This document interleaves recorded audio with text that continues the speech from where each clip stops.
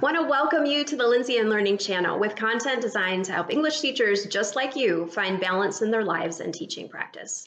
I'm Lindsay, a veteran National Board Certified high school English teacher and founder of Lindsay and Learning, and I am passionate about helping other English teachers. So I write on my website and create these videos to share practical feedback strategies, student-centered learning ideas, and many lessons you can share with your students. You can find all that here and more, so don't be a stranger. Be sure to like this video and don't forget to hit subscribe and the bell notification so that you can have a steady stream of English teacher inspiration and ideas. And lastly, I hope that you talk back to me by leaving a comment on this video once you watch.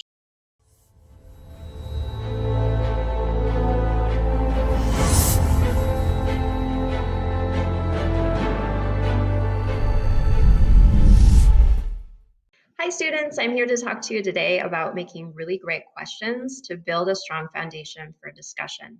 And I want you to think about a question in two parts. We call this a situated question. And situated questions are great because they don't shut down a conversation. They're not yes or no questions. They're not questions that lead to hypothetical debate like, why did Trevor do this? Or I wonder what Trevor will do in the future. We can't really know the answers to those questions.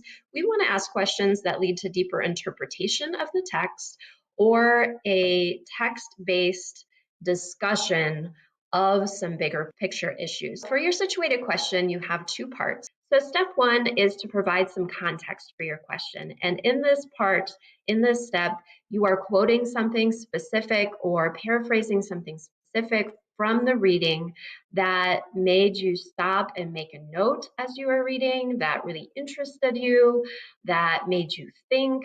What did you notice? What did you wonder? What are you connecting?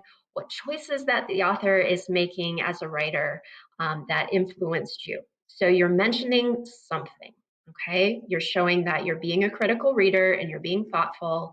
And this text thing that you are going to bring up to your classmates, well, they're going to go there with you so they can be on the same page. And that is soil for your question. So you're helping them to realize why you are inspired to ask your question. So that's step one. Step two is to ask the question. It's one thing to just throw out a question like, hey, what's your interpretation of this?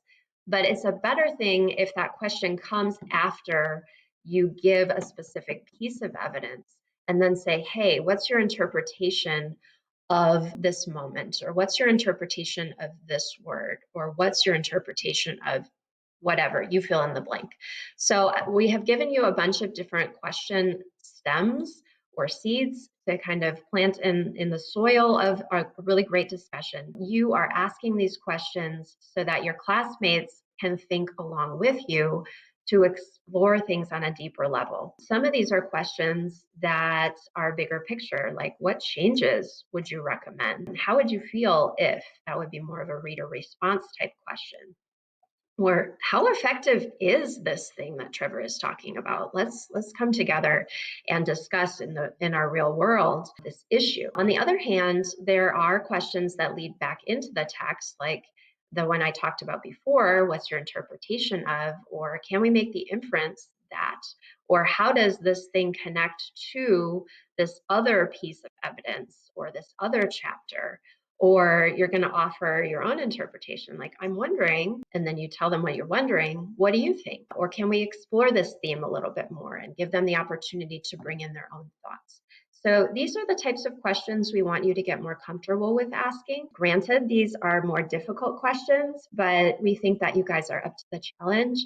And we want you to embrace creative thinking. We want you to embrace critical thinking. And to do that, to get the discussion to that level, you guys have to be willing to challenge yourself and ask really great questions. Because if you don't ask really great questions, you won't get really great answers, first of all. And you have to, secondly, be willing to really consider the questions and think during the discussion to make those deeper level comments so that you can move our conversation forward. Because the goal of discussion, after all, is to move our thinking and to challenge our thinking. And we need to be committed to going into the text, supporting our ideas, and asking these really great questions and coming together to think and to see if we can walk away from the discussion with something new, something that inspires us, something that we didn't think of before we entered that conversation. That is the sign of a really great discussion. And your questions, like I said, are the foundation for that magic to happen.